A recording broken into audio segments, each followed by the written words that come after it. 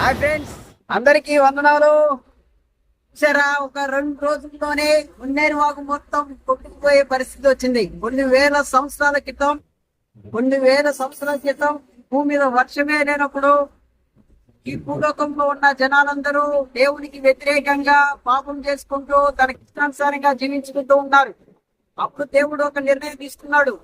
ఈ భూమి మీద నా మాట వినుకోకుండా ఈ భూమి మీద ఉన్న జనాలందరూ వ్యతిరేకంగా పాపం చేసి నాకు వ్యతిరేకంగా జీవిస్తూ ఉన్నారు.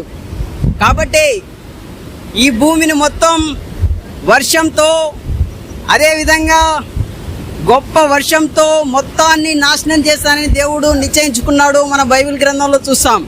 అది నోవా కాలంలో భూమి మొత్తాన జనం మొత్తం దేవునికి వ్యతిరేకంగా ఉంటే, కానీ ఒక కుటుంబం మాత్రం దేవుని మాట వినుకుంటూ దేవునికి విధేయత చూపించుకుంటూ ఉన్నారు.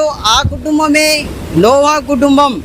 ఆ 8 మంది మాత్రం దేవుని మాట విన్నారు. అప్పుడు దేవుడు నోవాకు, అతని కుటుంబానికి ఒక విన్నపం చేశాడు. ఈ భూమి మీద ఉన్న జనాలు మొత్తం నాకు వ్యతిరేకంగా ఉన్నారు కాబట్టి ఈ జనాలందరినీ గొప్ప వర్షంతో 40 రోజులు 40 రాత్రులు గొప్ప వర్షంతో ఈ ప్రపంచాన్ని నాశనం చేస్తాను. నీవు నీ కుటుంబం మాత్రం ఒక ఓడ కట్టుకొని ఆ ఓడలో ఉండండి అని దేవుడు చెప్పాడు. అదే ప్రకారంగా 40 రాత్రులు 40 రోజులు గొప్ప వర్షాన్ని దేవుడు కురిపించాడు. గొప్ప పర్వతాలు మునిగిపోయినట్టు మనం చూస్తాం. ఆ నోవాహుకు ఓడ ఆరారాతు కొండల మీద నిలిచింది. అదేవిధంగా భూమి మీద నివసిస్తున్న ప్రతి మనిషి కూడా చనిపోయాడు. దేవుడు అంటున్నాడు కొత్త నిబంధన కాలంలో దేవుడు అంటున్నాడు, ఫ్రెండ్స్ చాలా జాగ్రత్తగా వినండి. ఈ రోజు దినాలు కూడా ఆ రోజు కొన్ని వేల సంవత్సరాల క్రితం ఉన్న నోవా దినాలకెళ్ళే ఉంటాయని దేవుడు సెలవిస్తున్నాడు. ఈ రోజు మనం చూస్తూ ఉన్నాం, దేవుడి మాట ఎవరు వినట్లేదు. దేవునికి వ్యతిరేకంగా విచ్చలవిడిగా పాపం చేసుకుంటూ ఉన్నారు. ఈ లోకంలో అవినీతి పెరిగిపోయింది, నీతికి చోటు లేదు. అదేవిధంగా దేవుడు ఈ లోకం మొత్తం ఒక ప్రమాదంలో ఉంది. అది దేవునికి వ్యతిరేకంగా చేసే గొప్ప ప్రమాదం. అదే నిత్య నరకం, నిత్య శిక్ష.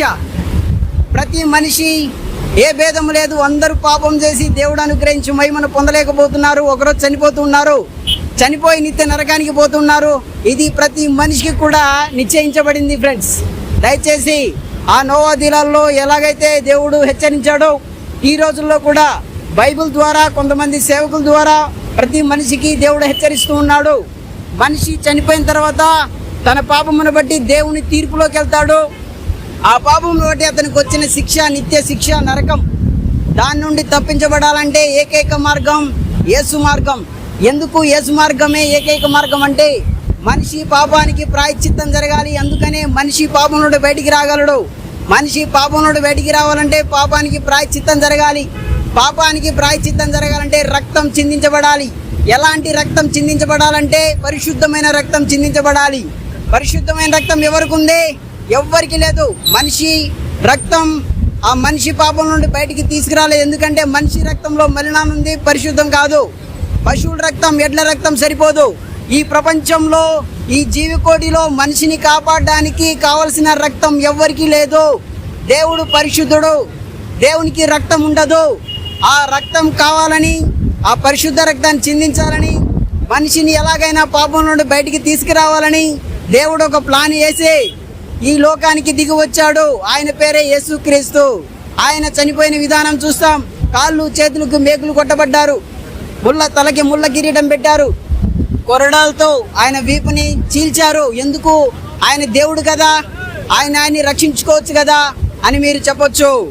కానీ ఆయన ఎందుకు మౌనంగా ఉన్నాడంటే ప్రపంచ మానవాళి పాపం నిమిత్తం, ప్రపంచ మానవ యొక్క పాపములు ప్రాయశ్చిత్తం కలగడం నిమిత్తం ఆయన మౌనంగా ఉన్నారు. ఆయన మౌనంగా ఉండి ఒక గొర్రె పిల్లలాగా ఆ సిలువలో, ఆ కల్వరి సిలువలో మరణించి తిరిగి లేచాడు.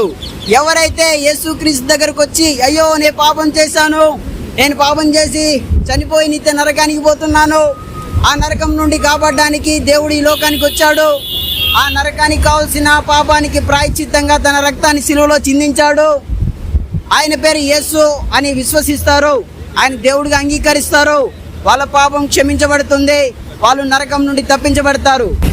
ఫైనల్గా ఏంటంటే ఫ్రెండ్స్, ప్రపంచం మొత్తం ప్రమాదంలో ఉంది. ఆ ప్రమాదం నిత్య నరక శిక్ష. దాని నుండి రక్షించబడాలంటే ఏకైక మార్గం యేసుక్రీస్తు మార్గం. ఎందుకు అనంటే పాపానికి ప్రాయశ్చిత్తంగా తన రక్తాన్ని చిందించిన ఏకైక దేవుడు యేసుక్రీస్తు మాత్రమే.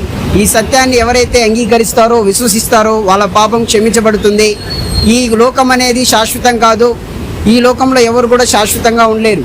శాశ్వతమైన రాజ్యం వేరొక రాజ్యం ఉంది, అది దేవుని రాజ్యం. ఆ దేవుని రాజ్యంలో మనం పాలు పొందుకోవాలంటే, దేవుని రాజ్యం పొందుకోవాలంటే ఏకైక మార్గం యేసు మార్గం.